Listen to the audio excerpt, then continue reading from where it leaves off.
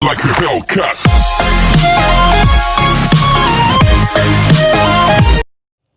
Hello प्यारे बच्चों, think study channel पे आपका फिर से का स्वागत है। मैं डॉक्टर वरुण मारू, assistant professor of political science. एक बार फिर से मेरे चैनल पे आपका स्वागत करता हूँ। पॉलिटिकल साइंस के आगे टॉपिक में आज मैं आपको बताऊंगा रिवोल्यूशन के बारे में, क्रांति के बारे में।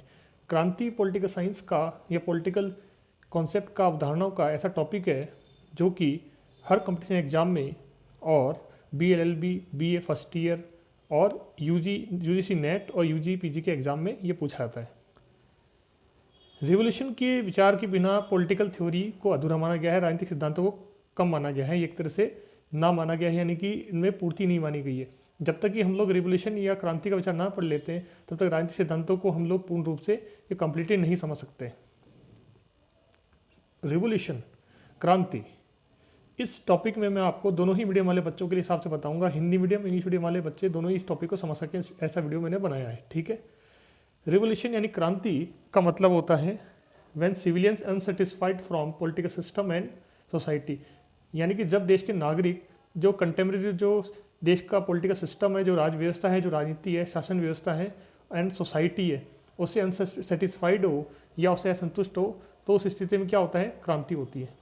सिंपल सी बात है। जब क्रांति मतलब क्या होता है, रिवोल्यूशन मतलब क्या होता है, जब सिविलियंस अनसेटिस्फाई हो from political system and society, यानी कि जब देश के नागरिक देश की राज व्यवस्था से और समाज से असंतुष्ट हो तो उसे हम बोलते हैं क्रांति, रिवोल्यूशन। क्लियर। अगली बात, क्रांति के विचार के जनक पॉलिटिकल साइंस में कौन है? Who is the founder of the idea of revolution in political science? John Locke. John Locke वो विचारक है जिन्होंने की सोशल कॉन्ट्रैक्ट की थ्योरी दी थी पॉलिटिकल साइंस में कि राज्य कैसे बना है। अगली बात कि क्रांति के मूल रूप से दो भाग बने गए हैं, दो प्रकार बने गए, टू टाइप्स बने गए रिवोल्यूशन के। नंबर एक, अहिंसक क्रांति, नॉन वायलेंस वाली रिवोल्यूशन, और दूसरी हिंसक क्रांति, वायलेंस वाली रिवोल्यूशन। अहिंसक क्रांति का मतलब है नॉन वायलेंस है, मतलब इसमें हिंसा नहीं होती, इसमें बिना हिंसा करे ही सिस्टम में चेंज हो जाता है, सत्ता में परिवर्तन हो जाता है, जैसे डेमोक्रेसी में होता है। कोई युद्ध नहीं होता है, सरकार से अगर नागरिक नाराज है, संतुष्ट नहीं है, तो चुनाव के माध्यम से सरकार को हटा दिया जाता है। ठीक है। ये नॉन वायलेंस की क्रांति होती है, एक तरीके से परिवर्तन होता है। मतलब क्रांति मतलब ही परिवर्तन है, चेंज है, चेंज। क्रांति मतलब चेंज, ठीक है ना, परिवर्तन, तत्कालीन या कंटेम्प्रेरी पॉलिटिक्स सिस्टम या सोसाइटी के अंदर। अगला है हिंसक क्रांति, यानी कि वायलेंस वाली रिवोल्यूशन। ये बेसिकली कहाँ होती है, या तो मिलिट्री रूल हो या सैनिक शासन हो या फिर तानाशाही हो, वहाँ पर ये है हिंसक क्रांति होती है, यहाँ हिंसा का प्रयोग किया जाता है। ठीक है ना। जैसे इतिहास में हमने देखा भी है, फ्रेंच रिवोल्यूशन, अमेरिकन रिवोल्यूशन, अमेरिकी क्रांति, फ्रांस की क्रांति, रशियन क्रांति, रूस की क्रांति आदि। ठीक है ना। अब हम अगली बात कर लेते हैं इसके अंदर कि क्रांति के बारे में जो पॉलिटिकल साइंस के फाउंडर हैं, तो फादर हैं जनक अरिस्टोटल, अरस्तु, उन्होंने कुछ विचार प्रस्तुत किए हैं, अपने कुछ आइडियाज़ दिए उन्होंने, कि उन्होंने बताया क्रांति या रिवोल्यूशन के क्या कारण है। तो उन्होंने बताया ये मुख्य रूप से, मेन रूप से 4 रीजन्स या कॉजेज या 4 कारण है जिससे कि किसी देश में क्रांति होती है, समाज में क्रांति होती है। नंबर 1, असमानता, अनइक्वलिटी, यानी समाज में, देश में यदि अमीर गरीब के बीच में असमानता होगी, अनइक्वलिटी होगी, तो जरूर गरीब लोग विद्रोह करने की सोचेंगे। दूसरा, इसके अंदर है शोषण, हरेसमेंट, यानी पावरफुल लोग अमीर लोग गरीबों का शोषण करेंगे, हरेसमेंट करेंगे, तो क्रांति हो सकती है।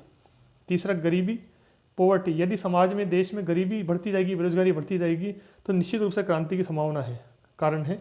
और चौथा कारण है अधिकारों से वंचित, यानी कि not given to the rights, यानी कि देश के नागरिकों को यदि हम अधिकार नहीं देते, राइट्स नहीं देते, तो क्रांति होने की संभावना रहती है। अब उसी प्रकार से अरस्तु ने प्रिवेंशन बताए हैं क्रांति को रोकने के, यानी क्रांति को रोकने के उपाय बताए हैं अरस्तु ने कि what is the main prevention for control on the revolution, revolution को कंट्रोल करने के लिए या क्रांति को रोकने के लिए कौन कौन से उपाय बताए हैं अरस्तु है, हम देख लेते हैं। नंबर 1, समान व्यवहार, इक्वल बिहेवियर करना चाहिए देश के नागरिकों से, राजा को, अधिकारियों को या प्रधानमंत्री को, जो भी सिस्टम है, पॉलिटिकल सिस्टम है, जैसा भी है, चाहे तानाशाही हो। हालांकि क्रांति मुख्य रूप से डिक्टेटरशिप में, तानाशाही में होती है, लोकतंत्र में ऐसी क्रांतियाँ कम होती है। सबको समान व्यवहार करना चाहिए, अमीर गरीब हो, चाहे अधिकारी हो, चाहे आम आदमी हो, कॉमन मैन हो, सबके साथ समान व्यवहार करना चाहिए, इक्वल बिहेवियर करना चाहिए। शोषण नहीं करना चाहिए, मतलब नो हरेसमेंट, समाज में, राज्य व्यवस्था में किसी भी व्यक्ति का शोषण नहीं होना चाहिए, सबको बराबर अधिकार मिलने चाहिए, सबको लिबर्टी, सबको स्वतंत्रता मिलनी चाहिए। गरीबी दूर हो, नो पॉवर्टी, डेवलपमेंट ऑफ देश का विकास हो, जो बेसिक रिक्वायरमेंट्स होती है, रोटी कपड़ा मकान, फूड, हेल्थ, शेल्टर, स्वीट्स, रोटी कपड़ा मकान, जो एक मनुष्य की, एक ह्यूमन बीइंग की बेसिक आवश्यकता, बुनियादी आवश्यकता है, वो पूरी होनी चाहिए। यदि ये पूरी होगी तो गरीबी दूर होगी और देश का विकास होगा, तो क्रांति होने की संभावना 0 हो जाती है। और अधिकार मिले, गिवन द राइट्स, यानी कि नागरिकों को, सिविलियंस को अधिकार भी देने जाने चाहिए। मॉडर्न टाइम में एक महिला राजनीतिक विचारक है, इनका नाम है अन्ना आरेंट। उन्होंने एक बुक लिखी ऑन लिबर्टी, उसमें उन्होंने अपने लिबर्टी संबंधी विचार बहुत अच्छे प्रस्तुत किए हैं। उसमें उन्होंने बताया है कि समाज जब तक शोषण खत्म नहीं होगा, समाज में जब तक कि हरेसमेंट खत्म नहीं होगा, समाज में असमानता दूर नहीं होगी, तब तक क्रांति नहीं रोक सकते हम। इसलिए अन्ना आरेंट ने भी कहा कि यदि क्रांति रोकनी है तो आपको अनइक्वलिटी को और शोषण को रोकना होगा। आई बात समझ में? तो बेटा एक छोटा सा टॉपिक था, मैंने आपको बताया। अगर आपको वीडियो अच्छा लगा तो वीडियो को जरूर लाइक कीजिए, चैनल को सब्सक्राइब कीजिए। Okay, thank you.